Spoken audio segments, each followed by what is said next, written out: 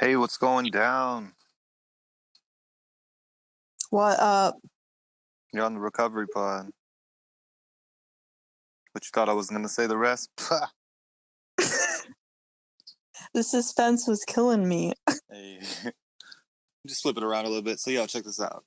I kind of had like a little mini epiphany today. Ooh. So, like, why are we such bullies? Like, we're so Hmm. mean to our friend, the ego. Sometimes, maybe the ego just needs to be heard and not judged and listened to every once in a while. Maybe he's just not that skillful and used to producing itself in a good way, in a healthy way, and we just write it off and tell it to shut up and go in the corner and just keep it down. But maybe sometimes we need to practice listening non-judgmentally to see if there's something there, like after it's done kicking and screaming and bitching and whining, and be like, okay, you done? What's really bothering you, man? Talk to me. I'm here for you. I really like just feel this right now, and I'm going to give it a shot. Yeah, that's a really good topic. Yeah,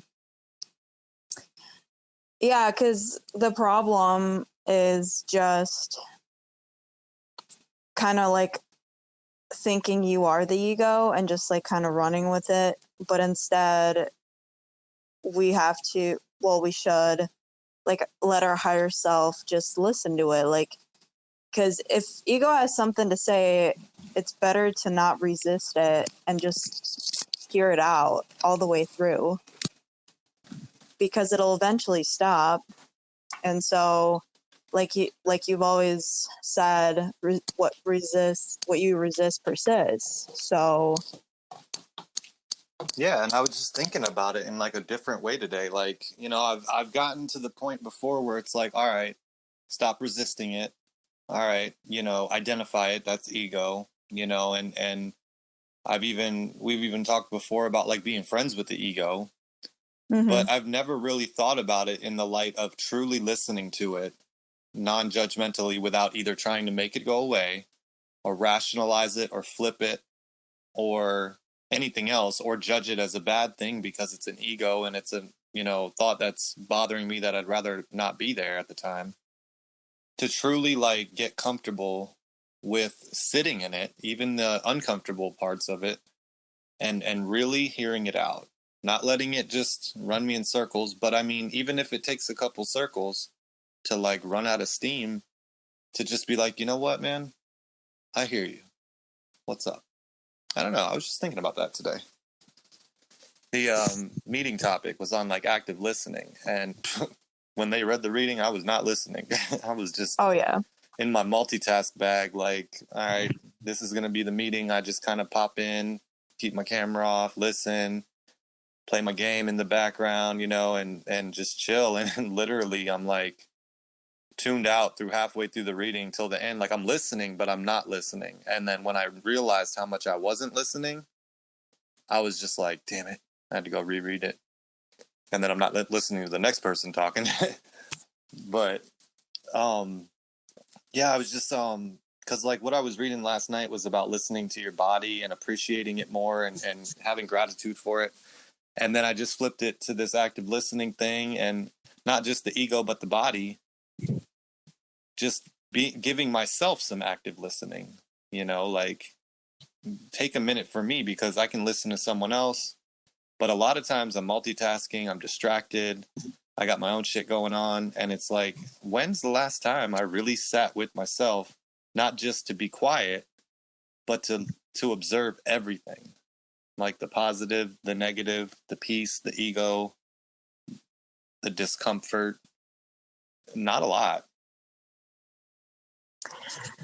Yeah, no, like seriously, that was actually the next thing I wanted to say was about listening. And like you said, listening is like the key because, okay, honestly, when we go into the mode of listening and paying attention to things and like aka observing, we are going into our higher self mode. So we're listening to our thoughts and we're listening to people. We are not running inside of the thoughts while either people are talking or while it's just us by ourselves in our mind. So like I just feel like a state of listening is like the state of being in a higher self, because a lot of the time the problem is that people don't actually listen to each other, but they're just kind of, as somebody's talking, they're thinking about what to say. And I know I'm extremely guilty of it. And I'm sure a lot of people are. So that's when you're not listening, you're inside the ego, because the ego doesn't listen. You know?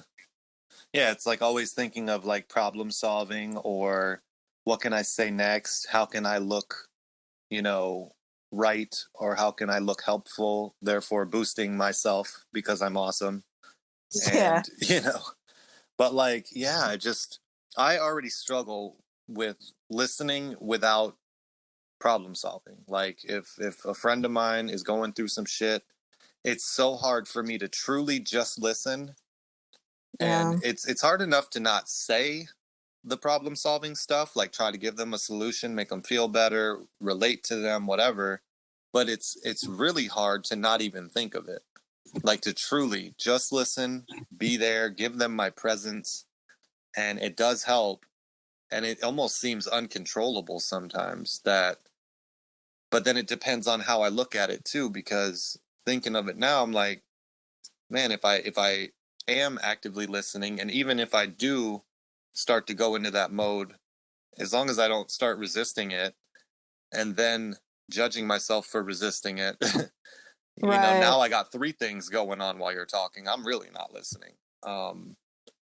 So yeah, I mean, but when I am truly listening, like in a meeting is when I can most recognize it, because it'll be like, okay, it's very noticeable to me when I'm listening purely with a clear head, and I'm not thinking about what I'm going to say, and I'm not thinking of how everything they're saying applies to me. Like I'll have little like flags that'll be like, oh yeah, that makes me think of this, or oh yeah, that I relate to that, and then I'll briefly kind of trigger how, but then I come right back and I'm still here. But then there's them times where I am thinking about what I'm going to say, and it's not to know what I'm going to say. It's just I'm trailing off, like it hooked my attention and it got me that time. And I've just told, and then when I end up sharing, I'm trying to recollect all the things I was randomly thinking of, and it comes out like word vomit because it's not pure. I'm not in a state of presence. I'm in the past trying to recollect what I thought in a different moment, instead of just letting something pure pour out. You know what I mean? I'm trying to say something a certain way rather than just straight up talking from my spirit. So yeah, it was good. Like but I really want to do that. I really want to give myself the same courtesy I give others, and just appreciate myself some more, and not even in like a ego way, not even in like a I'm awesome way, just a decent way. Like, I'm here for you too, man. What's up? Like, you might ride or die for real. Like, when you when you ride, I ride. When you die, I go back to the infinite, but that's where we part ways.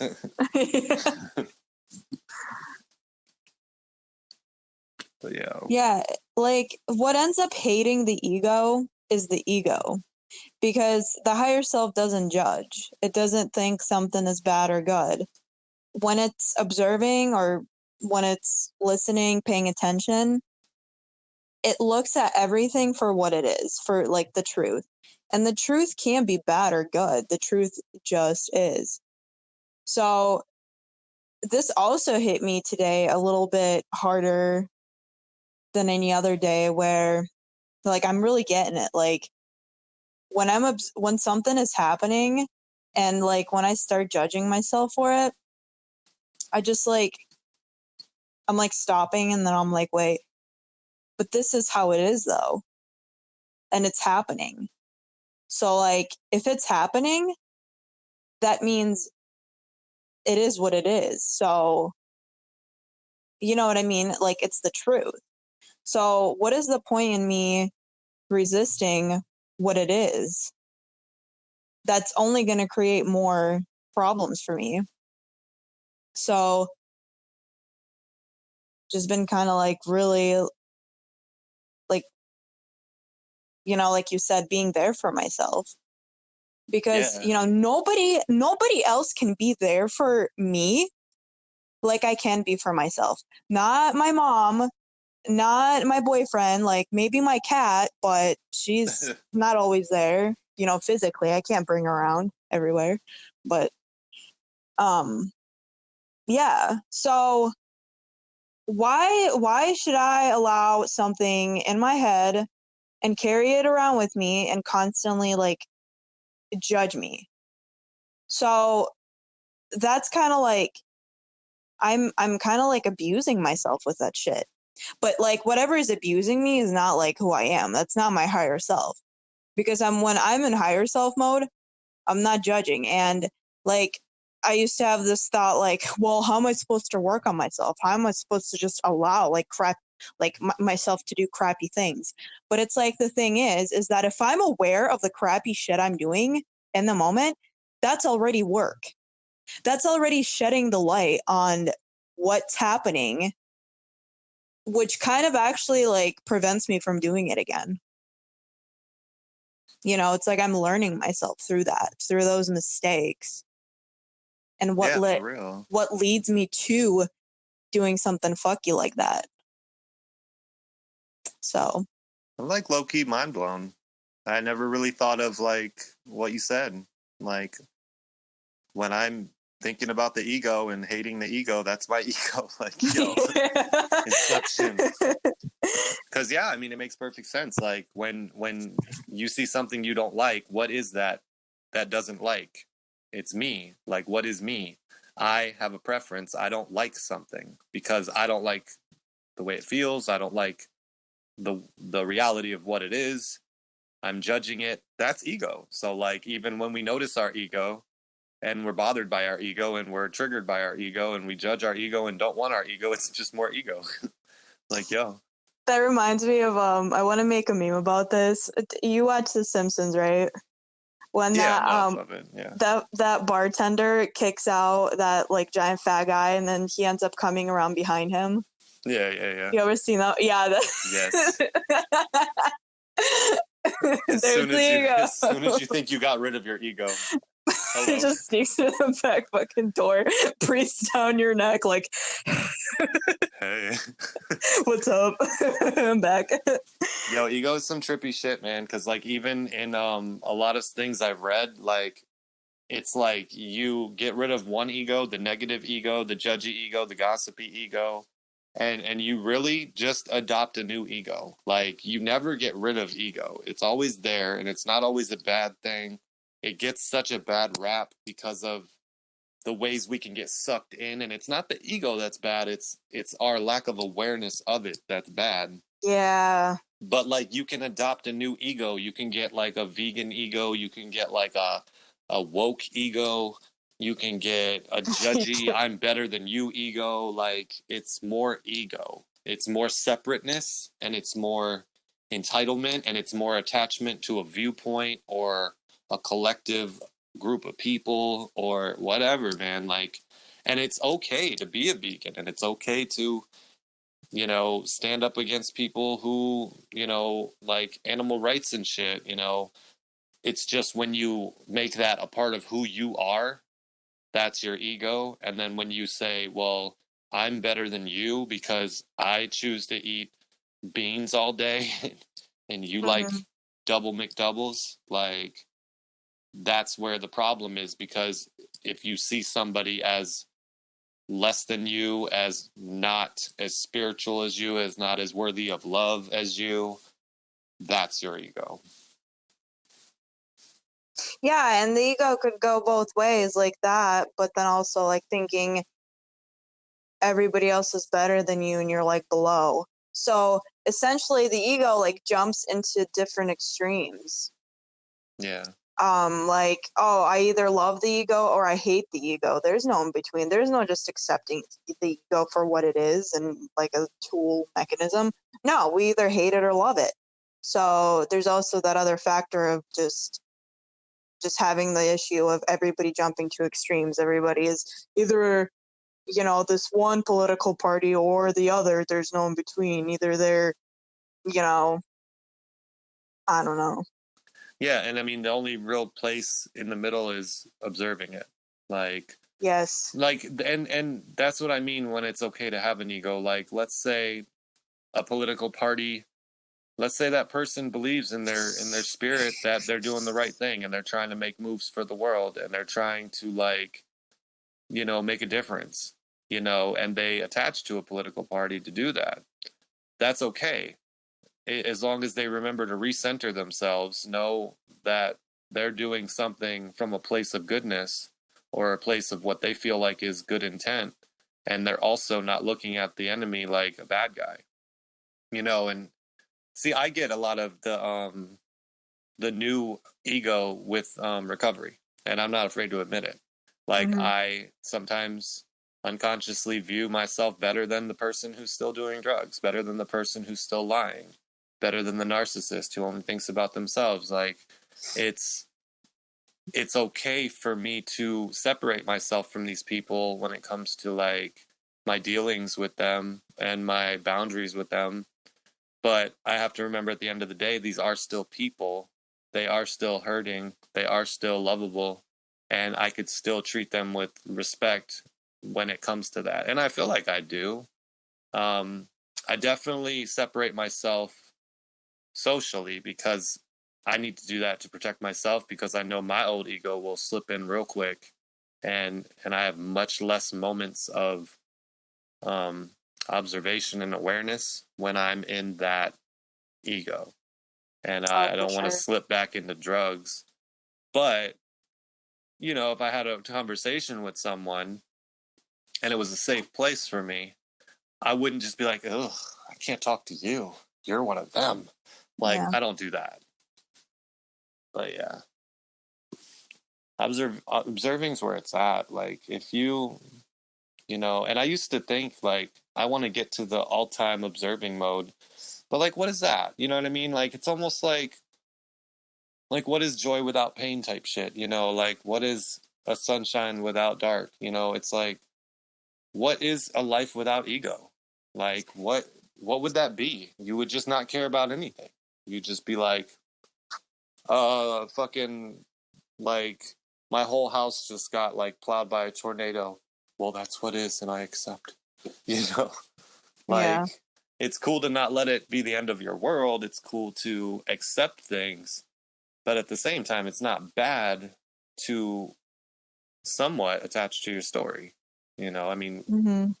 that's what I struggle with sometimes because it's like I am me. I am in my body. I am my personality. So like the whole ego thing in the beginning was like, don't be this. It's bad. It's like, well, but I am this, right? Like it's confusing sometimes, and I guess the point is to just recenter.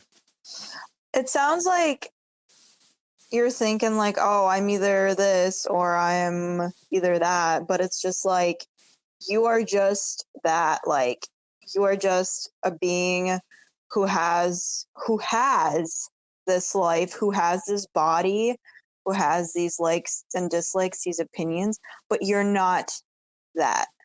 You are not your story. And just the idea of being able to be in control of your story and like being able to change it at any moment, because like you're 100% in control of your body and the decision and the movement, that the next move that you make, like literally, like physically. It's just like you just have those things. You are not those things. And you can, I feel like it's possible to be in like a constant state of observer mode and observing the good and the bad like just like flowing like energy, just like waves, you know, but not attaching to those things. I mean, obviously you're still going to feel the good and feel the bad, like in emotional form, but like you're not that.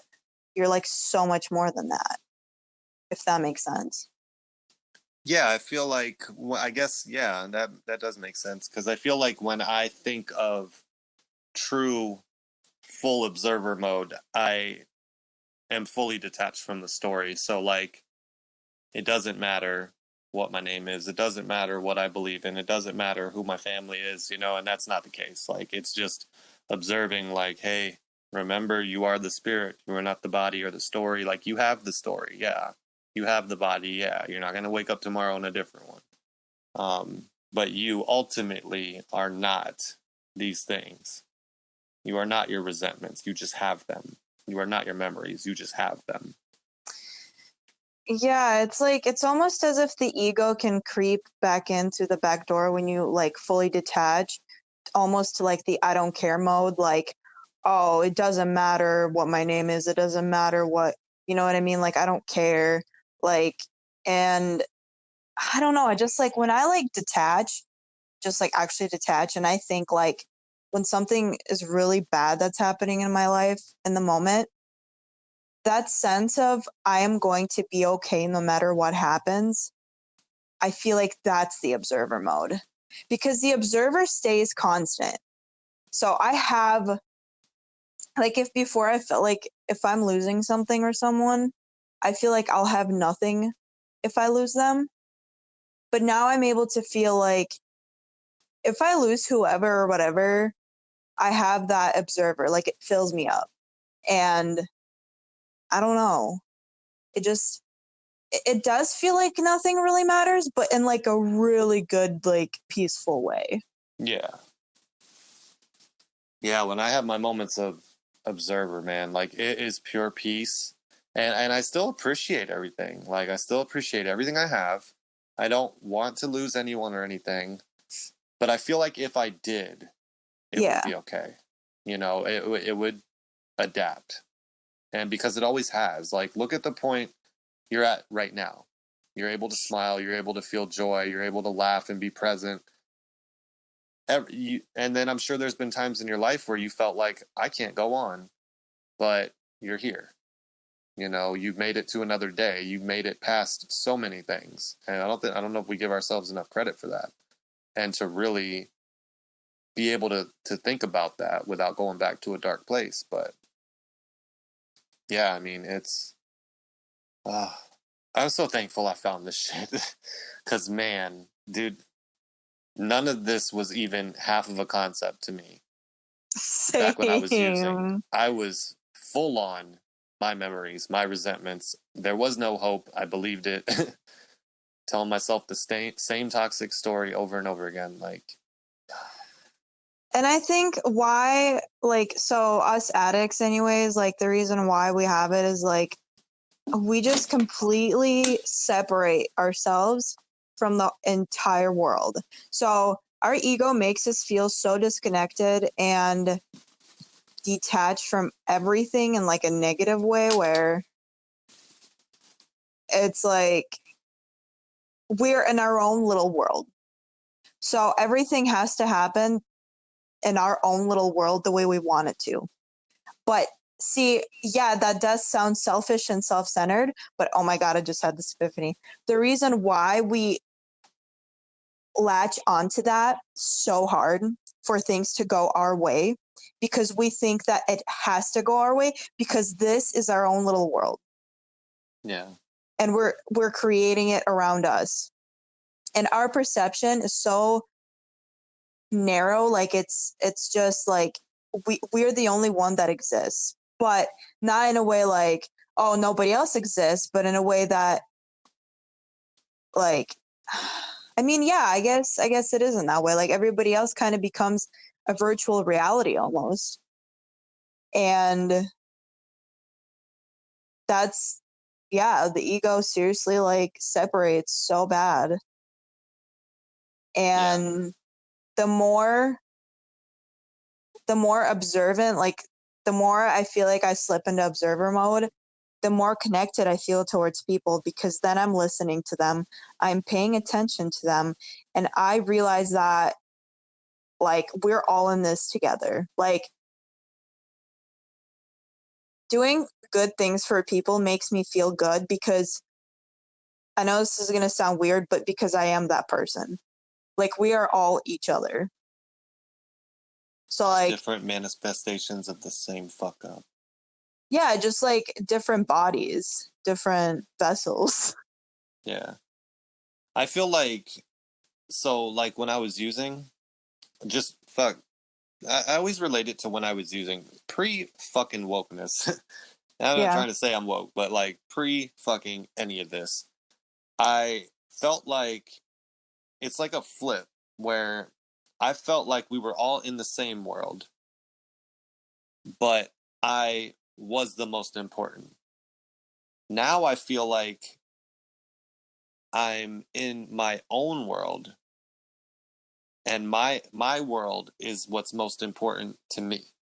Like, Yeah. not that the people in it don't matter, because yeah, doing good things makes me feel good. So maybe you can even chalk that up to another selfish thing, or at least self-serving, because I do want to feel good, but it doesn't come from a place of self-serving. But I've realized like your world is different than my world. You probably see me different than I truly see myself, and I probably see you different than you see yourself. You probably see this city different than I do. You probably see our relationship different than I do. Um, our friendship, I meant. But so it's so weird that it's like almost like I'm still thinking of me as the most important. At least my story is the most important to me, but my intentions and motivations with other people in my story are different as well. It's more like, yes, I do want to do good things. I do want to like put out positivity, and I want to receive it. And I really don't even care if I receive it. Like I truly, I mean, yes, if the whole world started treating me like shit, I'd probably feel bad. But when random people do, or they just don't give me the positivity I'd like, it really doesn't affect me. But back then, I was so important. My expectations were through the roof. I deserved so much from so many people, yet I gave nothing, because I was one of them people like, I'll give you what you give me. Oh, you don't call me? Well, I'm not going to call you. Oh, I'm going to give it to people the way they give it to me. Like, I hate those Facebook posts when I see them, because it's like, you are the problem. Yes. You are basing your reactions, who you are and who you choose to be, off how people treat you. Like, what type of energy are you rolling with right now? I'm going to treat people the way I treat them. And that's with love and positivity and motherfucking boundaries. Like, I don't go around hugging everybody that treats me like shit. I don't go around kissing ass. I treat you with a mutual respect. Your trust gets earned. You fuck me over once, cool. I can like look at that from the outside. You start to show a pattern, you get blocked. Yeah, it's like you thought that before that people should also do things for you, but now you are thinking like, no, only I should do things for myself, kind of thing. No, not even that. I mean, I just think my story is what's most important to me. I can't worry about how you see the world. But no, I don't think I should only do things for myself. No, But that's not how I meant it. Like, so you're saying, like the world revolved around you, right? yeah. So now it's like the world doesn't just revolve around you, it revolves around everybody at the same time. And you realize other people have their worlds Yeah, too, if before you my didn't world see. revolves around me. And Yeah, I'm in so control of my world, at least how I respond to it, I guess. yeah, and you can't be in control of other people's worlds. You can only be in control of your own, but you also can't expect other people to be trying to do things to your world. Yeah. So I guess that's like the line between being a people pleaser and a self-centered dick. Like, I don't know. But yeah, like I respect that I can't control your world anymore. And I also respect myself that you can't control mine. So if you try to invade mine with your laws of your land and your negativity and toxicity, I do have power to put up my force field. And at the same time, I don't need to go to your world trying to tell you how to run your world because I want your world to be run like my world.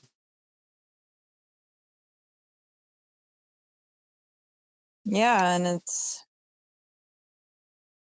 I don't know, I just, when I said self-centered dick, I just pictured like a penis with a solar system spinning around it. Yes.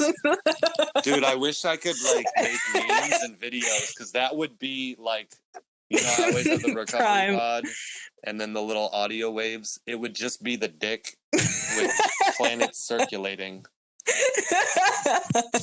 Yes. This is where I'd usually say, can we name the episode Self-Centered Dick? But I'm not going to go there yet. Kind of got to keep it like PG-13. Fuck that.